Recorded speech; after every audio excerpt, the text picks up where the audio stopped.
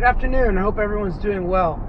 So today I wanted to talk about the Tesla Model S, which is what I have, and what led me to purchase this car. It was back in about 2011, 2012. I'm on the highway, and all of a sudden this car just zooms past me with incredible power. I was like, what the heck was that? Well, it turns out it was a Model S, but I didn't know that. So I sped up, trying to catch the car so I could get a glimpse at it, see what it was, but obviously I couldn't catch the car. So then I started to see these Model S's around town, and it kind of piqued my interest. So I started doing some research, watching YouTube videos, and I was like, you know, this car is amazing. I gotta rent me one of these and try it out. So I rented a Model S, and I took it on a trip from LA all the way to Jackson Hole, Wyoming. Now, people have these fears of like running out of battery life in a Tesla, but let me attest to the fact that that will never happen, because when you punch in your destination, no matter how far away it is, Tesla will find you superchargers all along the route, and there's so many of them that is never a fear whatsoever. There was not one point on that entire trip where I was worried that I was going to run out of battery. Anyhow, the car was so amazing, the launch was unbelievable, and that's when I knew I had to get me one. So I ended up buying one. And today I wanted to kind of pay it back to the Tesla community and discuss some of the things. Maybe you're on the fence and you're thinking about buying a Tesla, or maybe you're just curious as to what makes Tesla different from other cars. So those are the kind of things that I wanted to talk about today, and hopefully you'll get something out of this video. So this is a Tesla Model S P85D, and what the P means is performance. 85 is the battery size, and those can range anywhere from 60 to 100, and the D is dual motors. So there's a motor in the front and the back, and that makes it all-wheel drive and gives it a little bit of extra power. So a lot of people, before they buy a Tesla, they want to know how long it takes to charge at a Tesla supercharging station. Well, the simple answer is it varies. It depends on what time of day you're doing it. It depends on how much of a charge you need. Sometimes you only need to charge maybe 30% to get to your next destination. But let's say you're nearing the last 10% of your battery and you want to fill it all the way up.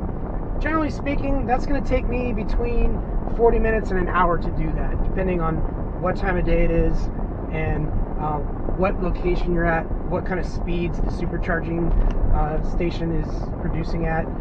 So there's a lot of variables, and the cost is anywhere from $10 to $15 to fill it all the way up.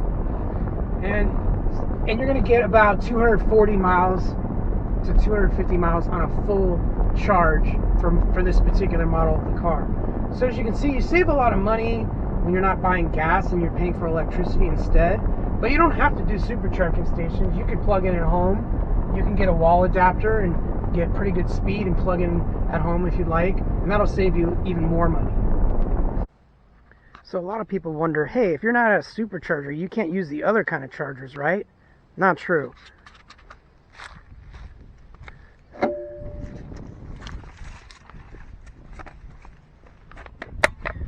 Tesla has adapters for everything.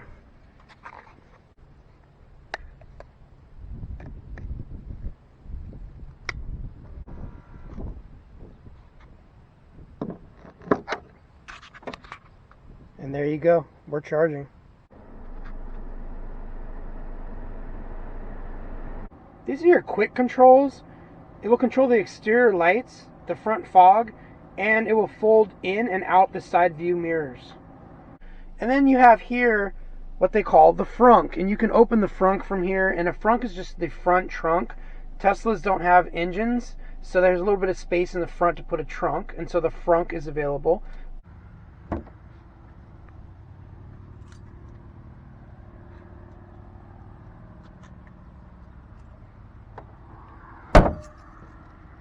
And then in the back you have the normal trunk, you could open that. But the sunroof is what I like. You can open it, you can vent it, or you can slide it and open to 39%. You can hear it opening. These are your suspension options, and you can see the ride height varies from very high, standard to low.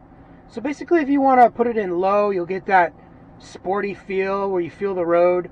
Or you could go for the luxury feel and put the ride height to very high. Another thing you can do is if you're in standard mode and you're coming upon maybe a pothole or some road work where the pavement is uneven, you can set the ride height to go to very high so that you can go over the bumps and the potholes without damaging your car. And then once you pass it, you can go back into standard mode. And what Tesla will do is it will remember that location, and the next time you come upon that location, the car will automatically raise to very high and then back to standard mode or whatever mode you had it in before. It's actually quite a good feature.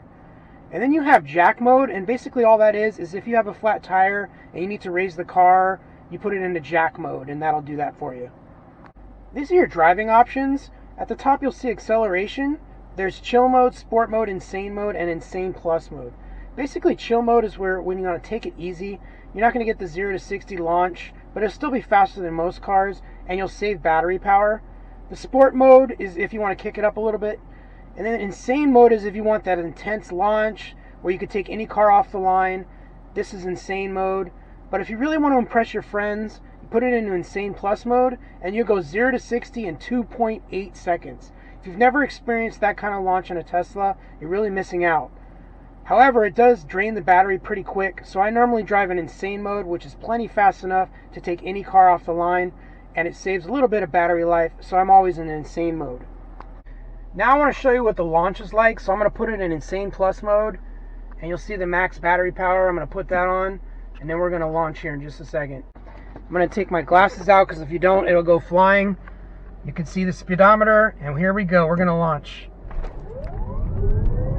And we're there, 60. Those are intense. Oh! Then you have the steering modes. You have comfort, standard, and sport mode. Basically, like comfort mode would be as if you were driving a luxury vehicle like a Mercedes. The steering wheel will be nice and loose for you. And then there's the standard mode, and it'll feel like a Honda Civic or any other standard car. And then you have the sport mode for steering, and that'll make it feel more like a BMW or another sports car. So you're really hugging those curves, and the wheel is nice and tight. I like the feel of that, so I always leave it in sport mode. And then you have regenerative braking. And for those of you that don't know what that is, regenerative braking is something that Teslas do. When you take your foot off the accelerator pedal, the motor will slow the car down. And using that energy that it takes to slow the car down, it will recycle that into the battery. You're used to in most cars when you come upon a turn where you're going to make a right or left, you'll take your foot and apply a little bit of pressure to the brake so you can make the turn smoothly. But in Teslas, you don't need to do that. You just take your foot off the accelerator pedal, the motor will slow the car down so you can make those turns as smoothly as possible. You can still use the brakes for those quick moments where you have to stop, but usually Tesla drivers don't use the brake much at all. So you're getting two benefits from regenerative braking. Not only are you saving the battery life because it's regenerating power to the battery, but you're also saving the life of your brakes. It's actually a great feature. This is the dash here, and I'm going to accelerate a little bit, and then I'm going to take my foot off the accelerator pedal, and you'll see the green over there on the right. That is telling me that the energy is being taken from the motor and putting it back into the battery. And then at the bottom you'll see you have creep mode, slip start, and range mode. Creep mode, basically when you come to a stop like in a normal car and you take your foot off the brake, it'll creep forward. I don't really like that feeling, so I like to, when I release the brake pedal, for the car to stay where it's at, so I turn off creep mode. Then there's slip start, and this basically is used to help free your vehicle if it's stuck in snow, sand, or mud. You would turn on slip start. And then there's range mode, and all that does is it saves electricity throughout the car when you're on long trips if you want to save some battery life. So for instance, it'll just decrease the power a little bit in like your air conditioning or your heater, and that will in turn save the life of your battery for your trip. These are your autopilot features. At the top you'll see auto steer and summon. Auto steer is basically like when you're on the highway, you can basically set the car to drive itself. It will make lane changes for you. It will slow down if it sees oncoming traffic. It will speed up if it needs to for the flow of traffic. It basically drives like a human, and sometimes even better than a human. And it detects all the cars around him. It's pretty amazing. It's basically autonomous driving on the highway.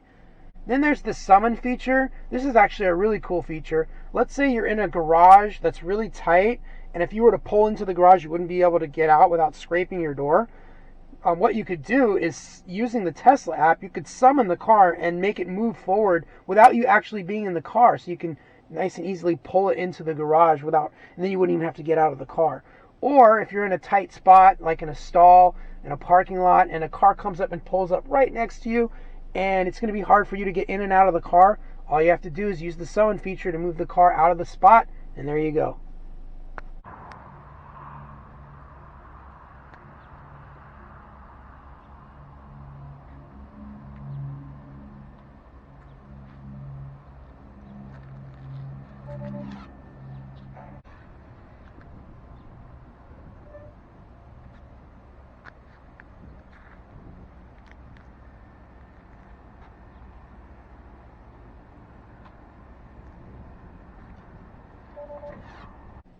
These are your navigation options.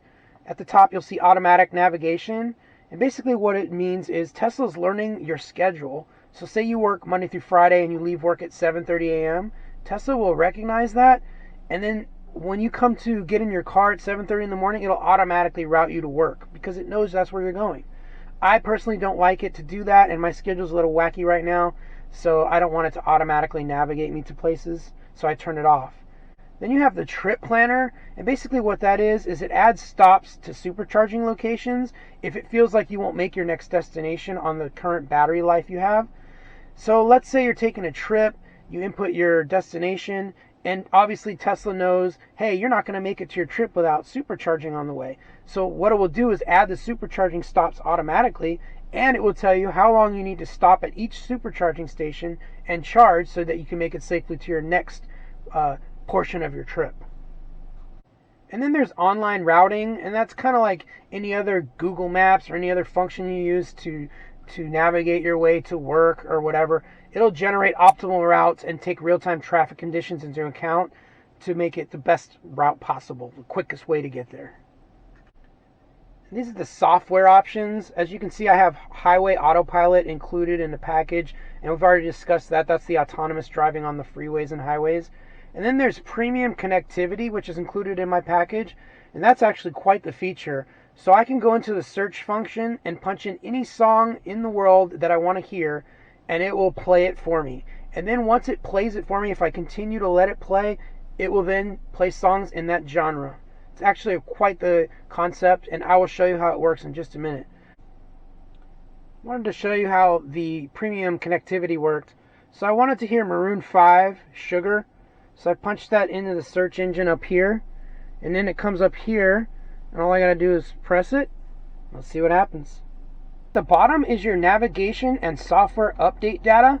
Basically every now and then you'll get an update from Tesla over the air, and it will be either for your navigation or for your software. The software updates come frequently, and sometimes they will even improve the performance of your car. These are fantastic features that the Tesla offers. Another cool feature for Tesla, they even take into consideration your pets. So what I wanted to do is show you dog mode. If you have your pets in your car and it's hot outside, you just click the fan option down here and then the dog mode. And then when you exit the car, watch what happens.